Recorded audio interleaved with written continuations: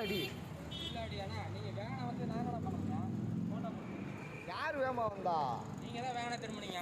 இந்த மேட்டில் நானும் 100 ஏடா வந்து பறந்துக்கிட்டு இருக்கிறேன். 35 தான் வந்தேன். நீ 35லயே வந்து வச்சுக்கோ. இப்போ நான் போட்டிருந்த வீடியோவுக்கு அடுத்த நாள் எடுத்த வீடியோ தான் இது. ஃபஸ்ட்டு அந்த வீடியோவை பார்த்துட்டு இந்த வீடியோ வந்து பாருங்கள். நான் சொன்ன மாதிரி தான் ஃபைனலாக இன்னைக்கு நானா இல்லை இந்த ஆப்ஸா அப்படின்றது தான். ஒரு வழியாக வெற்றிகரமாக ஜெயிச்சிட்டோம். நம்ம ஜெயிச்சிட்டோம் மாறா. கையிலே ஆகாசம் கொண்டு வந்த ஆசம். காப்பிரைட் சிசிங்க, பாட்டெல்லாம் போட முடியாது. பரிதாபங்கள் சேனலில் அவங்க பண்ணுற மாதிரி தான் பண்ணிக்கணும், வேறு வழி இல்லை. உண்மையிலேயே அந்த ஒரு அச்சீவ்மெண்ட் அடைஞ்சதுக்கப்புறம் வர்ற ஒரு சந்தோஷம் இருக்குல்ல, சத்தியமாக அதை யாராலையுமே கொடுக்க முடியாது. நம்ம ஒன்று நினச்சி போய்கிட்டு இருப்போம், எதிர்பாராத நேரத்தில் நம்ம அந்த விஷயத்தை அச்சீவ் பண்ணதுக்கப்புறமா ஒரு ஹாப்பினஸ் இருக்கு இல்லையா, ஒரு எவ்வளோ இது எப்படி சொல்கிறது. என்னதான் இருந்தாலும் இன்றைக்கி ஒரு நாள் நடந்துருச்சு அந்த விஷயம். நான் எதிர்பார்த்தது 5000 ரூபா இன்றைக்கி டார்கெட் பண்ணணும் அப்படின்னு நினச்சேன். அதே மாதிரி 5000 ரூபா இன்றைக்கி நான் ஓட்டி முடிச்சிட்டேன். என்னால் முடியும், எப்படினாலும் இன்றைக்கி ஓட்டியே ஆகணும்னு நினச்சி ஓட்டிட்டேன். அதே மாதிரி ஆக்சுவலாக நேற்று முடிஞ்சிருச்சு. இன்றைக்கி இப்போ வந்து மணி இப்போ 1 ஆயிடுச்சு. எங்கே வாட்ச் எங்கே டயத்தை காமிக்கிறேன் இருங்க. டடான் டடான் டடான் டான் டான் மணி எங்கே தெரியுதா? ஓ இது ஒன்று தெரியுதுங்களா? 12:56. ஆமாம் 12:58. 1 ஆயிடுச்சு ஆல்மோஸ்ட்டு. நம்புங்க, 1 மணி ஆயிடுச்சு. 1 மணிக்கு தான் வண்டியை ஓட்டிகிட்டு போய்கிட்டு கிடக்கிறேன். எங்கேருந்து? அம்பத்தூரில் இருக்கேன். பட்டு ரூமுக்கு போனால் 40 கிலோமீட்டர் ரூமுக்கு போகணும். அதனால் என்ன முடிவு பண்ணிட்டேன், எம்டிலாம் அடிச்சுட்டு போவேன். நான் நைட்டு அண்ணா நகரில் போய்ட்டு ஸ்டே பண்ணிவிட்டு, அதாவது ஸ்டே மீன்ஸ் வண்டியில் படுத்து தூங்கிட்டு காலையில், அதாவது இன்றைய பொழுது விடியும் போது வெள்ளனா எழுந்திரிச்சு ஆன் பண்ணி சனிக்கிழமையும் அந்த 5000 ரூபாய் நம்ம டார்கெட் பண்ணுறோம், ஓட்டி அச்சீவ் பண்ணுறோம். விடாமுயற்சி விஸ்வரூப வெற்றி. இப்போ இதை கட் பண்ணுறேன்னா அடுத்து காலையில் வீடியோ வரும். அதாவது பிரேக் ரெகுலராக எடுக்க முடியாது இல்லையா. நானே கேமராமேனு, நானே எடிட்ரு, நானே ஆக்டரு, எல்லாமே நானாக இருந்தால் இப்படி கொஞ்சம் எனக்கு டயர்டு இருக்காது இல்லையா. அதனால் ஒரு சில விஷயங்கள் இருக்குது, பார்க்கலாம்.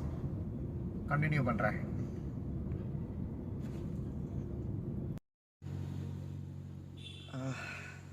ஒரு வழியாக நைட்டு வீட்டுக்கு வந்துட்டேன். ரூமுக்கு வந்து பேசாமல் படுத்து தூங்கிட்டு இப்போ காலைல எந்திரிச்சு கிளம்பிட்டேன். இப்போ என்னென்னா, நைட்டு வரும்போது ஒரே ஒரு 185 ரூபா ஒரு புக்கிங் ஒன்று எடுத்திருந்தேன் வீட்டு பக்கத்தில் போகணுன்றதுக்காண்டி. அது ஒரு 8 கிலோமீட்டர் வந்தாச்சு ஒரு வழியாக வெற்றிகரமாக.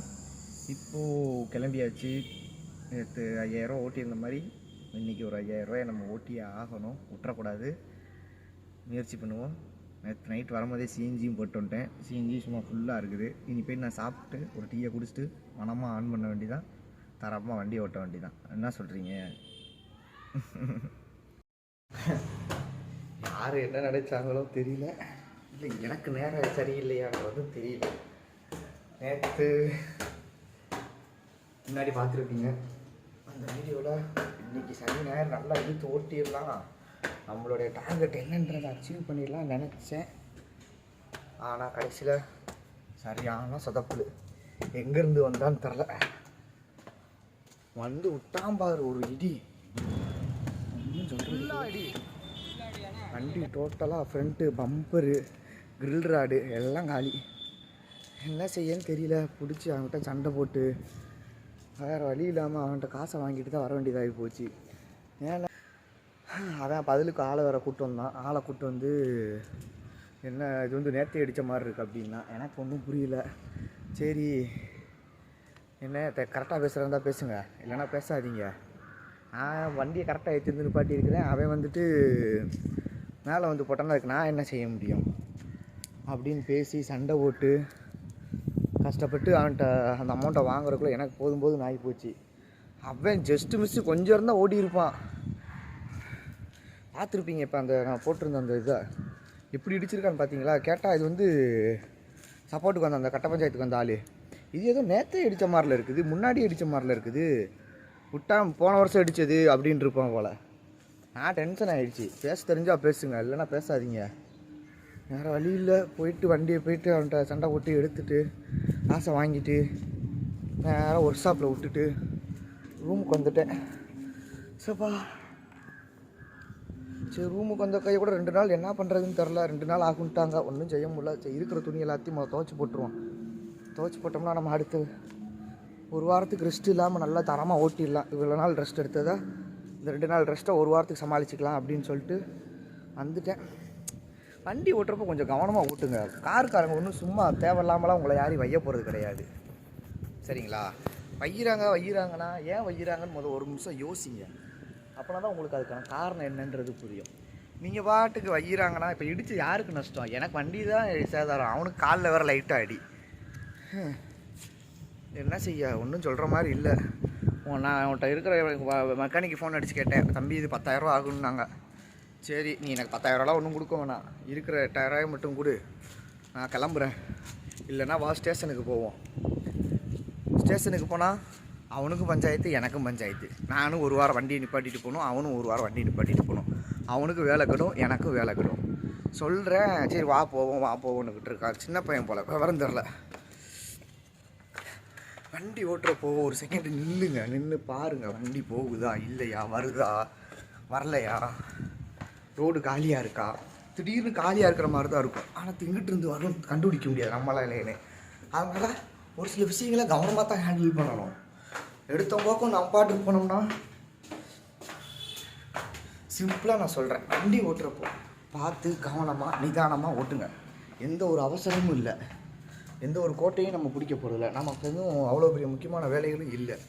நமக்கு நம்ம குடும்பம் வீட்டில் காத்துக்கிட்டு இருக்கு. அதை ஒரு செகண்ட் நீங்கள் யோசித்தீங்கன்னா நீங்கள் யாராக இருந்து தப்பு பண்ணுவீங்களா என்னன்றது தெரியல. ஓ முடியலங்க.